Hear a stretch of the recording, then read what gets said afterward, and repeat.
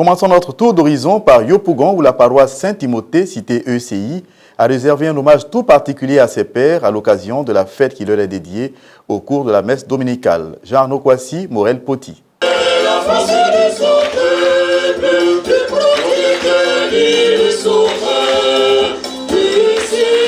Les papas de la paroisse Saint-Timothée de Yopougon, dans toute leur diversité, se sont retrouvés pour rendre grâce à Dieu le dimanche 21 juin 2026, date à laquelle étaient célébrés les pères du monde entier. La messe d'hommage s'est déroulée en présence du curé de la paroisse, le révérend père Thierry Michel Maubiou. Dans son homélie, après avoir souhaité une bonne fête aux pères de la paroisse, le curé a invité chacun d'eux à toujours garder la foi dans le Seigneur.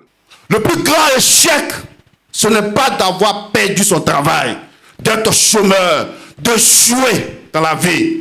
Le plus grand échec, c'est de perdre sa foi. Le père Thierry Michel a par la suite offert des présents symboliques aux pères des plus âgés aux plus jeunes. Une célébration qui s'est voulue un moment de pur bonheur pour les papas. Au sorti de la messe, le curé et quelques paroissiens ont bien voulu s'exprimer. Je voudrais rendre grâce au Seigneur pour tous ses bienfaits. C'est un jour de joie.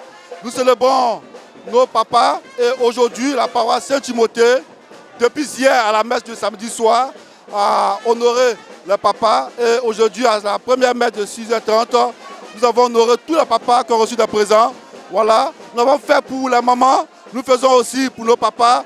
Chaque papa a reçu un présent et ceux qui sont un peu plus âgés ont reçu 3 présents. Je voudrais en ce jour de la fête des pères souhaiter très bonne fête à tous nos papas, particulièrement à notre père curé, le père Thierry Michel Maubiou, au vicaire, et à nos pères aussi qui sont décédés. On prie toujours pour eux. Et pour cette fête de père, je suis très heureux parce que notre curé climatisé a fait. Je suis de cette paroisse qui nous étonne tous les jours par le dynamisme de notre curé. Ce n'est pas la première chose qu'il fait. Aujourd'hui, il a fait comme tout le monde, honorer les pères. Mais de façon particulière, il nous a honorés, surtout les plus âgés. Nous avons reçu des cadeaux auxquels nous ne nous attendions pas. Que Dieu lui rende grâce, que Dieu protège la paroisse Saint-Timothée.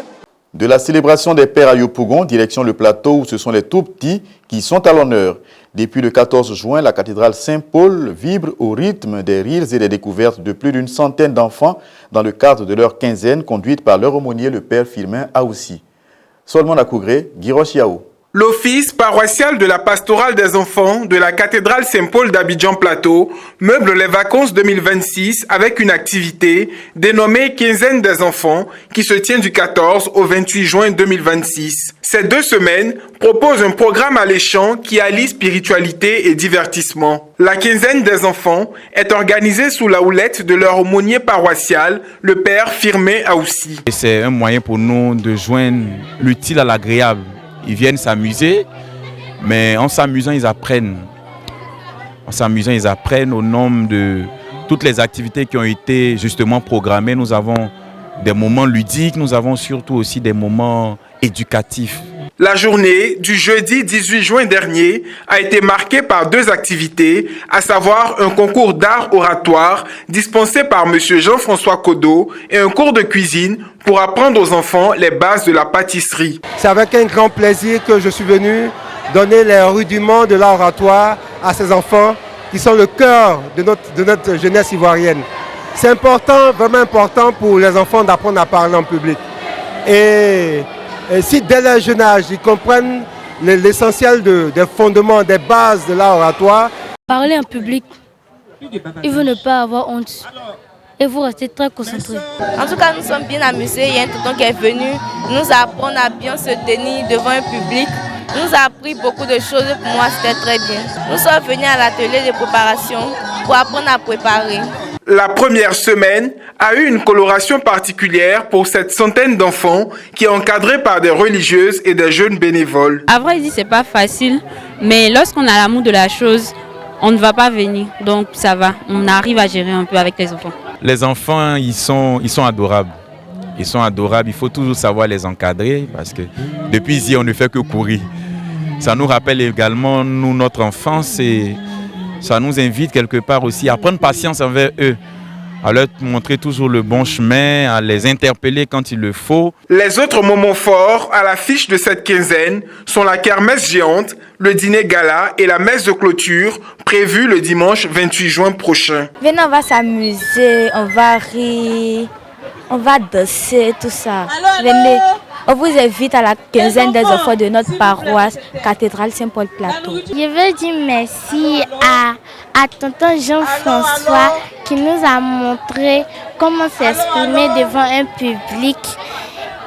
J'aimerais aussi dire merci à mon père qui a organisé tout ceci. Et puis merci à tout le personnel de la cathédrale Saint-Paul du Plateau.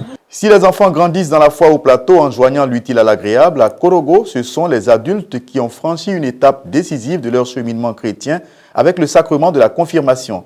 Retour sur cette belle célébration de confirmation dans ce reportage du service de communication de l'archidiocèse de Korogo, commenté par Marie Abissier.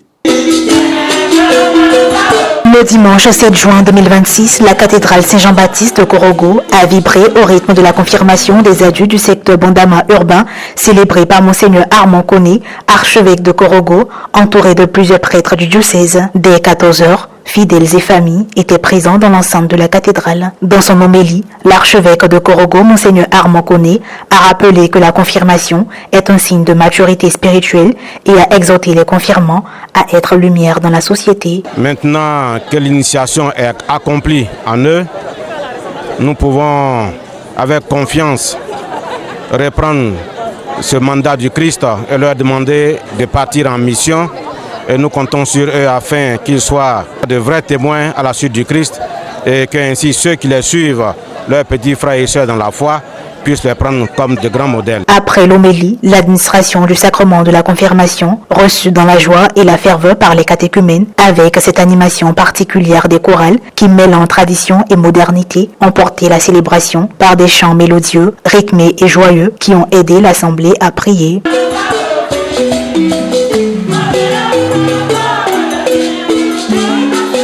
Les nouveaux confirmés, tout heureux d'avoir franchi cette étape de leur cheminement dans la foi chrétienne catholique, s'expriment à ce sujet. Vraiment, ça a été une grâce pour moi de recevoir le sacrement de la confirmation.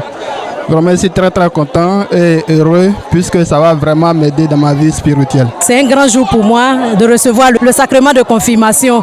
C'est vraiment une joie, un bonheur d'être confirmé par Monseigneur Armand Koné. Une mémorable journée de communion et de vitalité ecclésiale pour l'église de Korogo qui inscrit la confirmation des adultes du secteur Bandama urbain dans la mémoire collective des diocésains de Korogo comme un témoignage de foi et d'espérance. Et parce que la foi se vit aussi dans l'écrit et le partage, direction le diocèse de Grand-Bassam, où la coordination diocésaine des bulletins paroissiaux souffle ses 10 bougies et récompense l'excellence de la presse paroissiale. Des précisions dans ce reportage de Pierre Richemont, commenté par Myriam Roxane Hainaut. Les paroisses du diocèse de Grand-Bassam ont en leur sein des bulletins paroissiaux. Ce sont entre autres... Nous, c'est le bulletin paroissial La Nouvelle Sainte-Thérèse de l'Enfant Jésus d'Assini Mafia.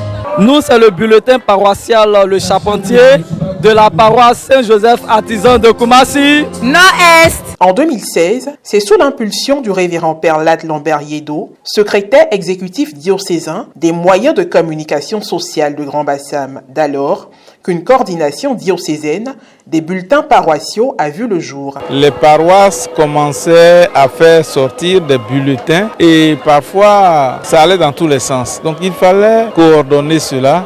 Il était aidé dans sa tâche par un comité ad hoc constitué de personnes déterminées. Notre mission était d'abord de proposer des nouveaux tests par rapport à la nouvelle organisation et ensuite d'organiser les élections.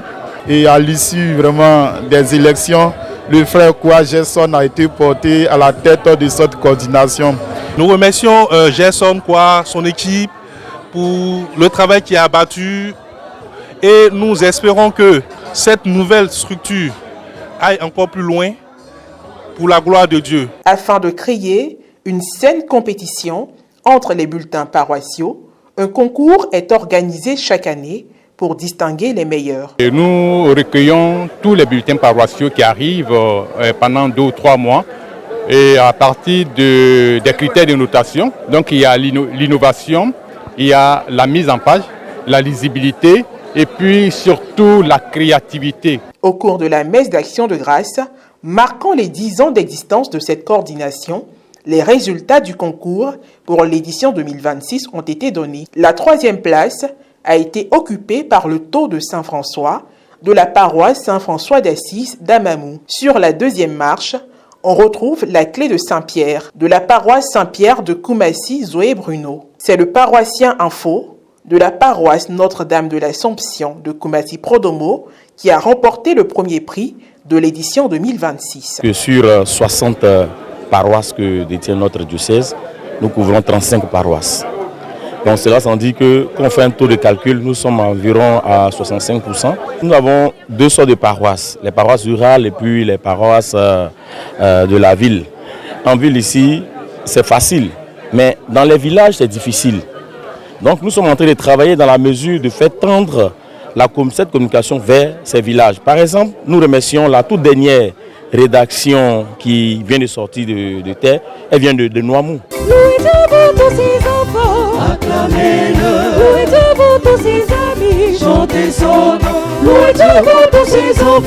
C'est tout pour cette édition d'information. Merci de l'avoir suivi. Agréable semaine en compagnie des programmes d'Ecclesia TV.